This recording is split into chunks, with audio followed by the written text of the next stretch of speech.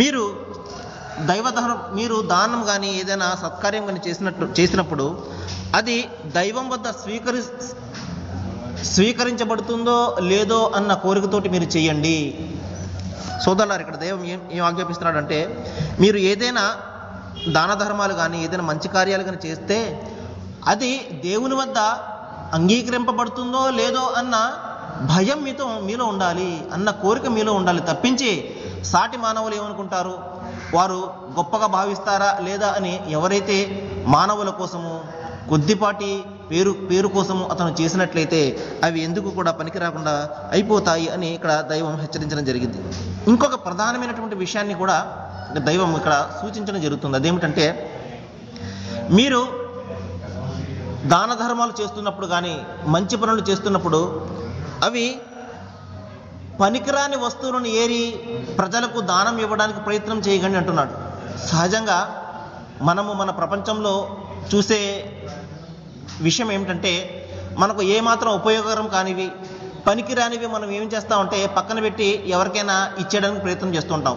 ఎందుకంటే మనకు ఎలాగో పనికిరాదు, పక్కవాడైనా దాన్ని వాడుకుంటాడు అని. దైవము దీన్ని వారిస్తున్నాడు. ఏ విషయాలైతే నీవు నీ కోసం ఇష్టపడతావో అటువంటి వాటినే నువ్వు ఇతరులకు ఇవ్వాలి తప్పించి పనికిరానటువంటి ఏమాత్రం కూడా ఉపయోగకరం లేనటువంటి వస్తువులను నీవు దానం ఇవ్వకూడదు అని చెప్పేసి దైవం ఇక్కడ ఆజ్ఞాపిస్తున్నాడు. సోదరులారా, మరి చూడండి, మనము ప్రస్తుత సమాజంలో మనం చూస్తుంటాము. ఇక్కడ దైవం మనం నిర్దేశించే విషయం ఏంటంటే, నీవు న్యాయబద్ధంగా క్రమమైన పద్ధతిలో సత్యంతో నువ్వు ఏదైతే సంపాదిస్తావో అందులో నుండి నువ్వు దానం ఇవ్వాలి తప్పించి నీవు అక్రమంగా అన్యాయంగా అవినీతితోటి నువ్వు ఏదైతే సంపాదిస్తావో దానిని తీసి దానం ఇచ్చే ప్రయత్నం చేయకు. ఎందువలనంటే పాపంతో కూడుకున్నటువంటి ఆ యొక్క సంపదను ఇతరులకు ఏ విధంగా ఇస్తావు నువ్వు? మనము సహజంగా మనం చూస్తుంటాం. చూడండి, అవినీతి పరులు ఏం చేస్తుంటారు, ఆ కొంత సొమ్మును తీసుకెళ్ళి ఆ హుండీల్లో పోస్తుంటారు. ఎందువలంటే ఈ విధంగానైనా పాపం ఏమైనా తగ్గిపోతుందేమోనని వారి యొక్క ఆశ అన్నమాట. దైవము నిర్దేశిస్తున్నాడు, నీవు పాపంగా సంపాదించడమే మొదటి తప్పు, దాన్ని ఇంకా దానం ఇస్తావు నువ్వు. ఏ విధంగా అది అంగీకరింపబడుతుంది అనుకుంటున్నావు? అది నిజంగా మనం ఒకసారి ఆలోచించండి సోదరులారా. అన్యాయంగా అక్రమంగా అవినీతితోటి మనం ఏదైనా సంపాదించి సగం ఎవరికైనా ఇచ్చేస్తే అది పుణ్యమైపోతుందా? కాదు కదా. ఇదే విషయాన్ని ఇక్కడ దైవం నిర్దేశిస్తున్నాడు. నీవు పనికిరాని వస్తువులను అన్యాయంగా అక్రమంగా అవినీతితోటి సంపాదించిన సొమ్మును దానం ఇవ్వడానికి ప్రయత్నం చేయకు. అవి దాని వలన నీకు ఎటువంటి ఉపయోగం కూడా ఉండదు. నీవు న్యాయబద్ధంగా ₹1 సంపాదించిన అందులో 10 పైసలు నువ్వు దానం ఇచ్చినా కూడా అది ఎంతో పుణ్యాన్ని నీకు ఇస్తుంది. కోట్లు అవినీతితోటి నువ్వు సంపాదించి ఆ కోట్లన్నీ ధారపోసినా కూడా అది పుణ్యం ఎంత మాత్రం కూడా అవ్వదు అని చెప్పి దైవం ఇక్కడ మనల్ని నిర్దేశిస్తున్నాడు. ఇది మనము బాగా జ్ఞాపకం పెట్టుకోవాలి. ఎందువలంటే దానం అంటే మా దగ్గర ఏముంటుందండి అని చెప్పేసి మనం భావిస్తుంటాము. మన దగ్గర ఏమీ లేకపోయినా పర్వాలేదు. ప్రవక్త ముహమ్మద్ సల్లల్లాహు అలైహి వసల్లం ఒక సందర్భంలో చెప్పారు, నీ వద్ద ఏమీ లేకపోయినా కనీసం ఒక ఖర్జూరపు చిన్న రేఖ అయినా కూడా నీవు దానం ఇచ్చి ఆ నరకం నుండి తప్పించుకోవడానికి ప్రయత్నం చేయన్నారు. దైవము మన ఆంతర్యాలను చూస్తాడు, మన సంకల్పాలను చూస్తాడు తప్పించి ఎంత సొమ్ము వీడు దానం ఇస్తున్నాడు, ఏమి చేస్తున్నాడు అనేది దైవం ఎంత మాత్రం కూడా చూడడు సోదరులారా. మనం ఎంత దైవం మీద ప్రేమతోటి మనం దానం ఇస్తున్నాము, మనము ఎంత మంచి సంకల్పంతో దానం ఇస్తున్నాము అన్నదే దైవం వద్ద ప్రధానం. కానీ మనము చేస్తున్నటువంటి ఈ దాన ధర్మాలు ఏమాత్రం కూడా లెక్కలోనికి రావు. కాబట్టి దైవం మన ఆంతర్యాలను పరిగించేవాడు, మన ఆంతర్యాలను ఆయన గమనించేవాడు. కాబట్టి ఏమిస్తాంలే వీళ్ళకి ₹1 ఈ రోజులో ఏమిస్తుంది అనేది కాకుండా మనకు ఎంత ఇవ్వగలిగితే అంత, అది న్యాయబద్ధంగా మనం సంపాదించినట్లయితే అందులో మనము 10 పైసలు దానం చేసినప్పటికీ కూడా లక్షల కోట్లు దానం చేసినంత పుణ్యాన్ని దైవం మనకు ప్రసాదిస్తాడు.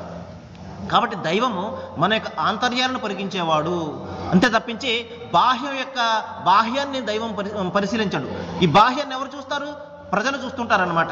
వాళ్ళ కోసము మనం ఏదైనా ఖర్చు చేసినట్లయితే అది మట్టిలో పోసినట్టే అని ఇక్కడ మనము జ్ఞాపకం పెట్టుకోవాలి. అయితే రండి సోదరులారా, ఈ రోజున మనము బంధువుల యొక్క హక్కులను గురించి మనము తెలుసుకోవడానికి ప్రయత్నం చేద్దాం. ఎందువల్లంటే దైవం ఇక్కడ ఆజ్ఞాపిస్తున్నాడు, మీరు బంధువులను మీరు ఆదరించండి అంటున్నాడు. ముందు దైవాన్ని మీరు ఆరాధించండి, తర్వాత తల్లిదండ్రుల యొక్క హక్కులను చెల్లించండి, ఆ తర్వాత తర్వాత కేటగిరీలో దైవం బంధువులను పెట్టాడు. ఎందుకంటే సోదరులారా, ఈ రోజున మనిషికి ఏదైనా ఆపద వచ్చిందనుకోండి, ఏదైనా కష్టం వచ్చిందనుకోండి, వెంటనే వచ్చేది బంధువులే. మన దగ్గర బంధువులు మనకు వెంటనే వచ్చి ఏదైనా ఆదుకోవడానికి, కష్ట సుఖాల్లో పాలు పంచుకోవడానికి ప్రయత్నం చేస్తారు. అందువలననే మనిషి ఎక్కువగా బంధువులతోటి తన సంబంధ బాంధవ్యాలను ఎప్పుడు కూడా పెంచుకుంటూ ఉండాలి.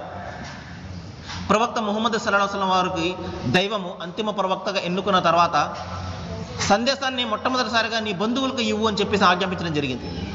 తర్వాత ప్రజలకు ఇవ్వు, ముందు బంధువులకు నీ యొక్క సందేశాన్ని నువ్వు అందజేయి అని చెప్పి ప్రవక్త వారిని ఆజ్ఞాపించగానే ప్రవక్త వారు తన బంధువులందరినీ కూడా సమావేశపరుస్తారు. సమావేశపరిచి వారికి విందును ఏర్పాటు చేసి ఆ భోజనాలన్నీ అయిపోయిన తర్వాత అప్పుడు సందేశం ఇస్తారు. ఓ నా బంధువులారా, దైవం నన్ను అంతిమ ప్రవక్తగా ఎన్నుకున్నాడు, నాకు ఒక సందేశాన్ని పంపించాడు. అదేమిటంటే మానవులందరి దైవం ఒక్కడే, ఆయన ఒక్కడిని మాత్రమే ఆరాధించినట్టయితే ఇహపరాల లోకాల సాఫల్యం కలుగుతుంది. మిథ్యా దైవాల ఆరాధన చేయకూడదు, మధ్యవర్తుల ప్రమేయం లేదు, దైవాన్ని నేరుగా మనము ప్రార్థించాలి అని చెప్పగానే వారందరూ కూడా ఆయన విడిచి వెళ్ళిపోతారు. మేము తాత ముత్తాతల యొక్క ఆచార సాంప్రదాయాలు మేము వదలము, నీవు ఇస్తున్నటువంటి సందేశము మేము ఎంత మాత్రం కూడా అంగీకరించము అని అందరూ కూడా అక్కడ నుండి వెళ్ళిపోవడం జరుగుతుంది. వారందరూ వెళ్ళిపోయినప్పటికీ కూడా ప్రవక్త ముహమ్మద్ సల్లల్లాహు అలైహి వసల్లం వారు బంధుత్వాన్ని ఎంత మాత్రం కూడా తెంచుకోలేదు. నా మాట వినడం లేదు కదా వీళ్ళు, నా సందేశాన్ని అంగీకరించడం లేదు కదా అని ఆయన వారితో శత్రుత్వాన్ని ఎంత మాత్రం కూడా పెంచుకోలేదు. చివరి వరకు కూడా బంధువుల మీద ప్రేమనే ఆయన పంచడం జరిగింది, ఏనాటికైనా వీరు విశ్వసిస్తారని చెప్పేసి. కాబట్టి సోదరులారా, మనం కూడా మన బంధువుల పట్ల మనము అమితమైనటువంటి ప్రేమానురాగాలతో ఉండాలి.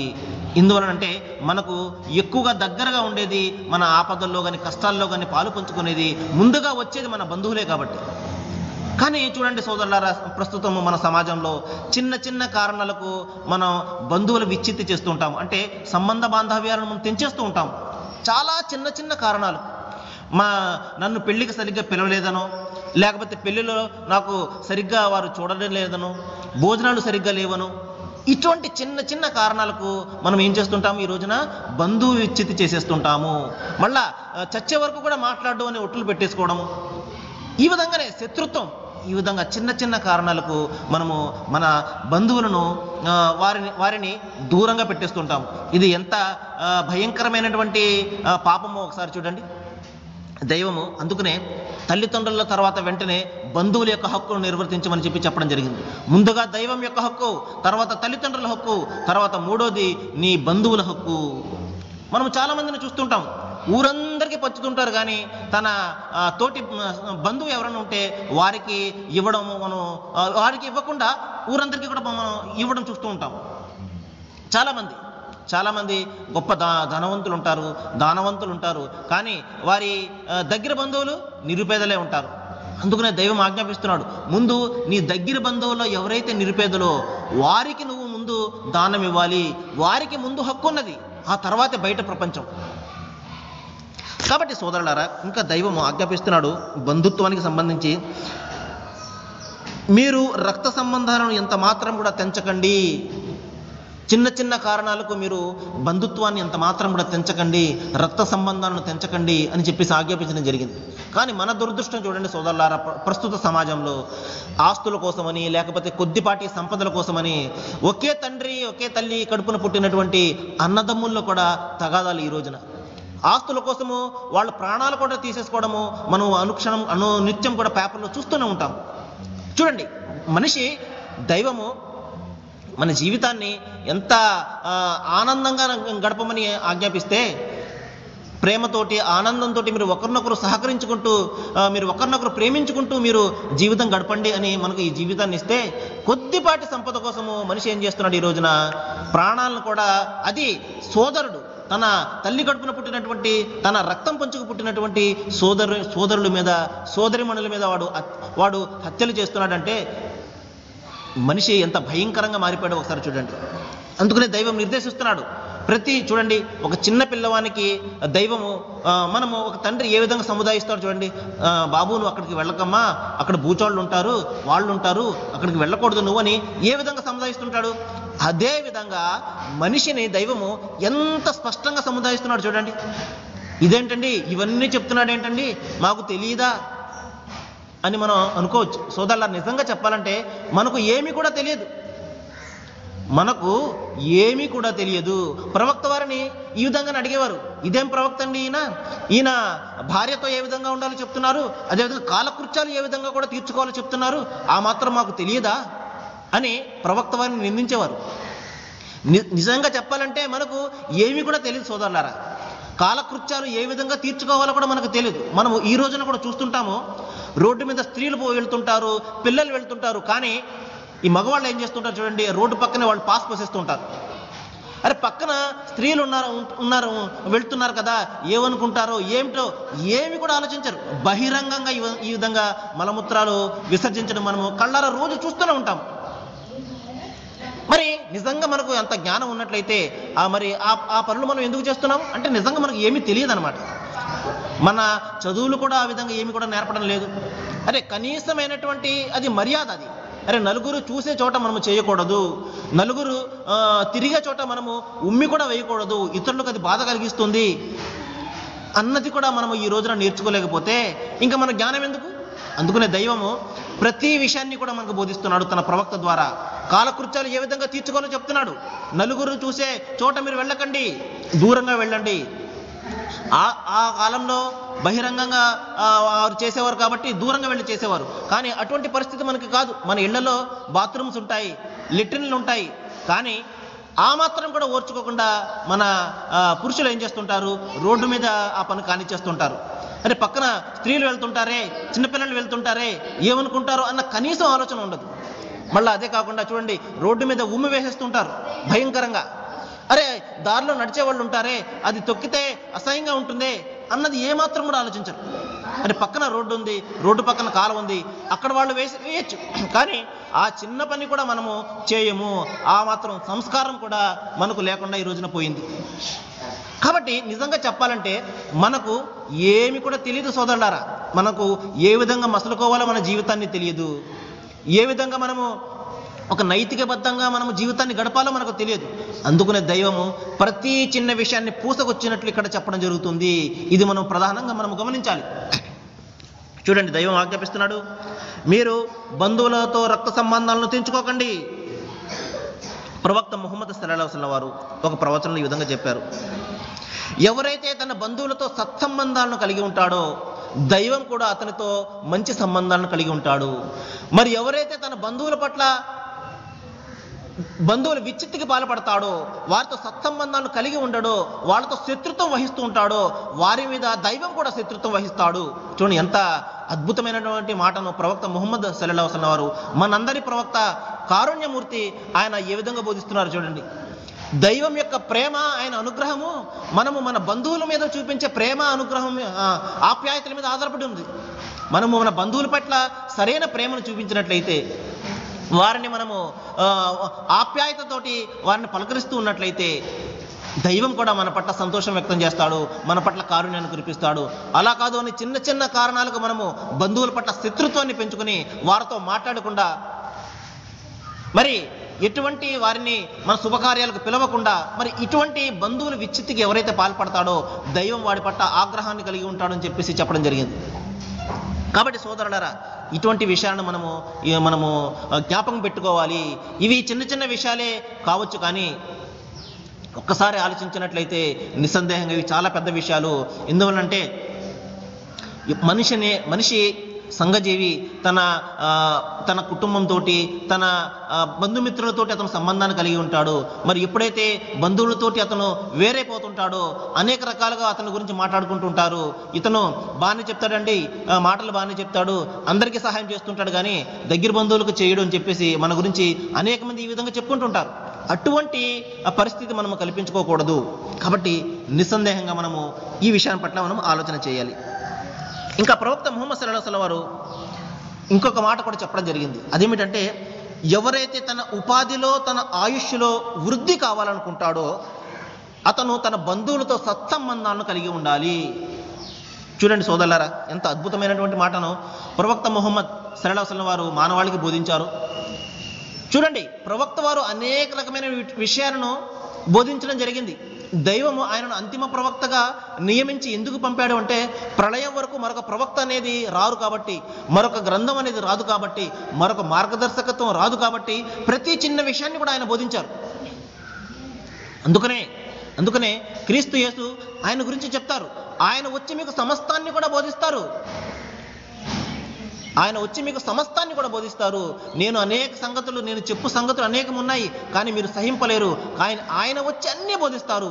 ఏం జరుగుతుంది, ప్రపంచం అంతమైన తర్వాత ఏం జరుగుతుంది, మరణానంతరం మనకు ఏం జరుగుతుంది, ఎటువంటి ప్రశ్నలు వస్తాయి, మనం ఏ విధంగా సమాధానం చెప్పాలి, ఏ విధంగా మన జీవితాన్ని మనం మలుచుకోవాలి, మన సంఘాన్ని మనం మలుచుకోవాలి, మన సమాజాన్ని మనం మలుచుకోవాలి, తల్లిదండ్రులతో ఏ విధంగా ఉండాలి, భార్య బిడ్డలతో ఏ విధంగా ఉండాలి, బంధువులతో ఏ విధంగా ఉండాలి, సాటి మానవులతో ఏ విధంగా ఉండాలి, ఇవన్నీ మనకు ఎవరు చెప్పారు? ఇంతవరకు ఎవరు కూడా చెప్పలేదు. అందుకనే ప్రవక్త ముహమ్మద్ సల్లల్లాహు అలైహి వసల్లం వారిని దైవం పంపించడం జరిగింది. పరిపూర్ణమైనటువంటి మార్గదర్శకత్వాన్ని ఇచ్చి ఆయనను పంపించడం జరిగింది. ఆయన సూచిస్తున్నారు చూడండి, నీ యొక్క సంపదలో వృద్ధి కావాలంటే, నీకు ఆయుష్ పెరగాలంటే నీవు బంధువులతో సత్సంబంధాన్ని కలిగి ఉండు. చూడండి, మనము లక్షలు సంపాదిస్తుంటాం, కానీ ఎంత మాత్రం కూడా ఆ లక్షలు ఎంత మాత్రం నిల్వ ఉండవు, వెళ్ళిపోతూనే ఉంటాయి. ఖర్చు రోజు కూడా. ఎందుకు? చూడండి, తల్లిదండ్రులను మనం ఆదరించము ఒకటి, బంధువుల పట్ల మనము ప్రేమను ఆదరణ చూపించము ఒకటి. ఇటువంటి పనులు చేస్తున్నట్లయితే మన సంపదలో శుభాలు ఏ విధంగా ఉంటాయి, శాంతి ఏ విధంగా ఉంటుంది?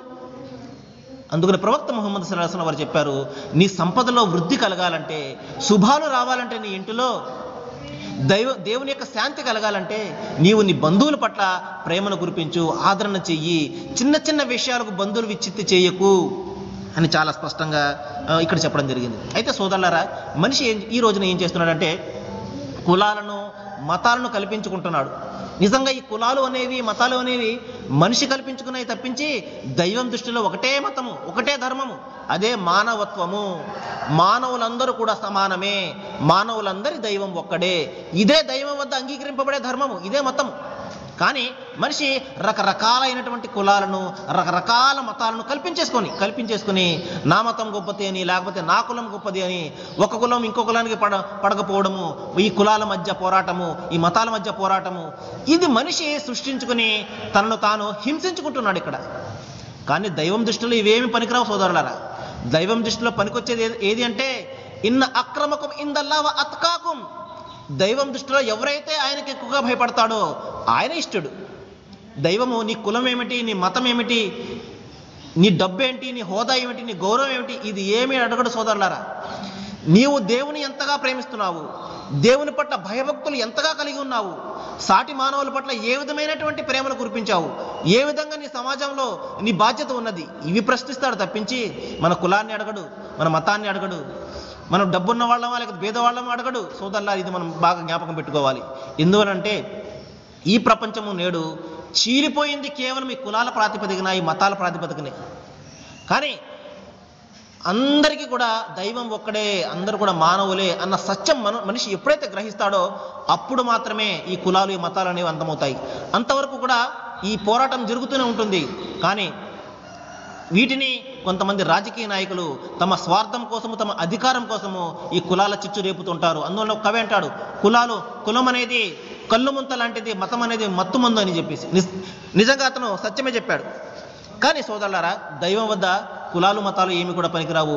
కేవలము మన యొక్క భక్తి మాత్రమే, మన యొక్క విశ్వాసం మాత్రమే దైవం వద్దకు మనల్ని చేరుస్తుంది. కాబట్టి దైవం ఆజ్ఞాపిస్తున్నాడు మరొక సందర్భంలో, మీరు బంధువులకు అతని హక్కును ఇచ్చివేయండి, పేదలకు అతని హక్కును ఇచ్చివేయండి. బంధువులకు సహాయం చేయడం అనేది అది బంధువు యొక్క హక్కు అన్నమాట, మన బాధ్యత. మనం ఏదో అతనికి ఘనకార్యం చేసేస్తున్నామో, ఉపకారం చేసేస్తున్నామని భావించకూడదు.